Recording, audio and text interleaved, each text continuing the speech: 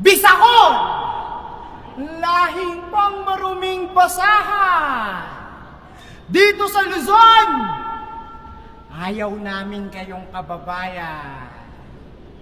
We don't give a fuck sa yung mga tragic na story.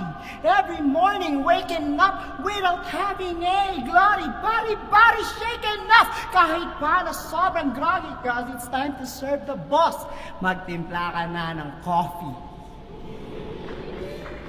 Maltrato di si Abis, si Akata sa Lareng.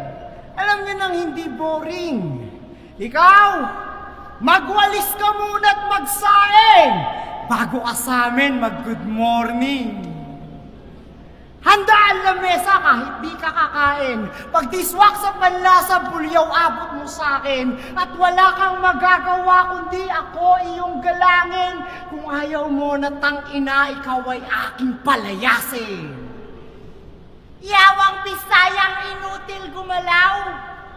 Di mo na mababago aking isip at pananaw na basta Bisaya at tulong lalo pag galing Mindanao.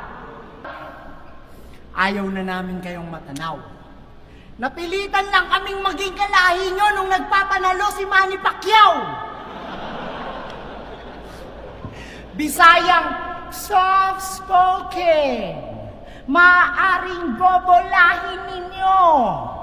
Slow it down. Oo, Bisaya ka at bobo, lahi ninyo! Hirap ba maging Bisaya? Laging kawawa, sa life dinaya, tila dilap ni Bathala. Pansin mo, tuwing may bagyo na tatama sa inyo lagi, malala pinsala. Nauubos na daw pondo ng gobyerno, kakapadala sa inyo ng relief goods. Yung lugar nyo, paano hindi magiging impyerno yung nutrisyon nyo, panay street foods? Mga feeling chabit singson, bobobo naman gumalaw, mag-aanakan galor, papamanahan lang ng kalabaw. Wow! Daig nyo ba mga daga sa pagka-non-stop ng pregnancy? Mga yawang sex maniac na nagpapalaganap ng yaya agency! Thank you, Salamat sa pag-asikaso sa amin tuwing may okasyon. Pero kahit kayo pa tong mga tagalinis dong, kayo pa rin ang rason kung ba't may marurungis na nangangalingasaw sa aming mansyon. Yang sa lupa ng mga Bisaya, ilabas nyo na yung persona non grata. Walang pa kayang akatapag at wala nang balak pang bumaba sa lugar ng mga muchacha. Sige mo kunot no. Nagsasabi lang ako ng totoo. Huwag kayong magalit sa akin dito kung ba't sa lahi nito may ganitong pagtrato. Lawakan yung mga isip nyo nang mas makita nyo yung mas malaking litrato na itong regionalism ay naidisenyo pagkat pondo ng gobyerno nakatutok lang sa metro. Yun ang punot dulong dahilan kung ba't nabuo itong konsepto ng toxic Tagalog collective ego.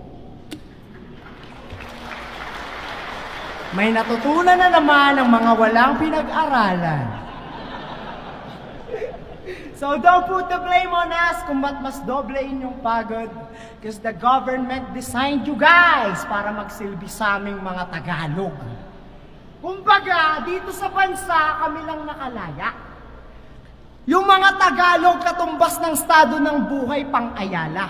Habang sa kabilang banda ng storya, kayong mga Bisaya na nagsisiksikan sa Divisoria. Pag lalaki, kargador. Pag babae, hispakol. Tipong kahit anong galing mo mag-rap, tol, di ka magiging rap star like Flo G dahil isa ka lang hamak na Bisakol. Use your mother tongue, ina mo, besant!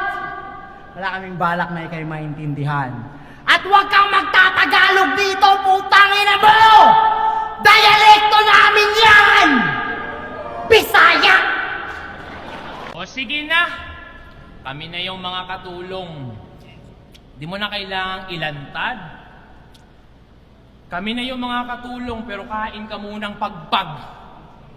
Ano mang palit mo ng pangalan, you still got a lot to pay. Tandaan mong hindi pangalan tinitignan kapag usapan resume. Ka-effect. Now let's put it in perspective. Mga terminong hindi kayo pamilyar para di ganong expected. Mukha lang siyang effective kahit di naman connected. Topic puro past due, yung resulta retrospective. Anong walang connect yung huli. Ginaya ko lang nang malaman yung epekto. Para kunwari may nalalaman at kunwari yung dating ko. Pagkat ang kunwaring palakpakan ay nararapat lang sa kunwari na talento. Diba? Sinubukan ko lang kayo na naman.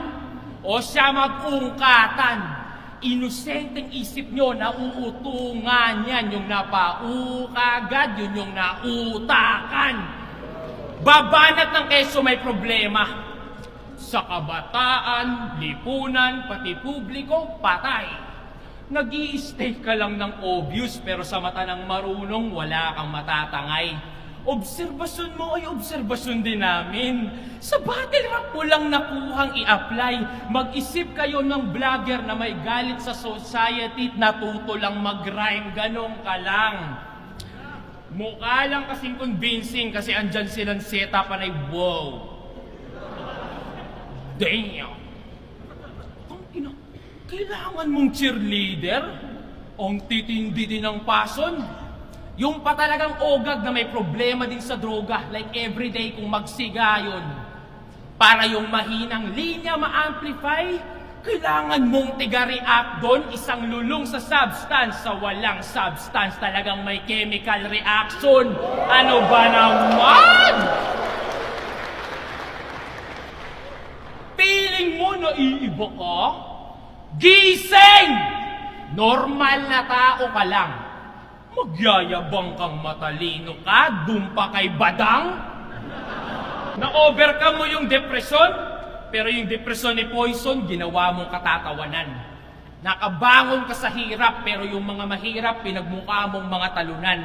Tinitira mo lang yung kanilang krisis, pero solusyon ka mo asaan, ibis magturo ka ng problema, ang ituro mo kung paano mo nalampasan. Ang inabait, dahil sa pagiging salbahe, pinapalakpakan kanila. Nitong mga to, pues matuto at makinig. Temporary lang yung validation, ikaw na uuto nila tulig. Dito nyo lang kasi nararamdamang relevant sa mundo. Pero may kurot na napakasakit pag na-realize mong babalik yung mga yan sa normal nilang buhay habang ikaw malulungkot na naman ulit. Paraan niya kasi yun. Para maitago yung struggles niya sa buhay, kailangan ibang imahe yung mag-stand out. Pilit tinatago yung kalungkutan sa likod ng pagiging salbahe sa lahat. Wow! Para sa exposure, ipipilter yung imahe niya sa mga crowd. Pero exposure din ang magsisiwalat ng pangit mo na background. Ano?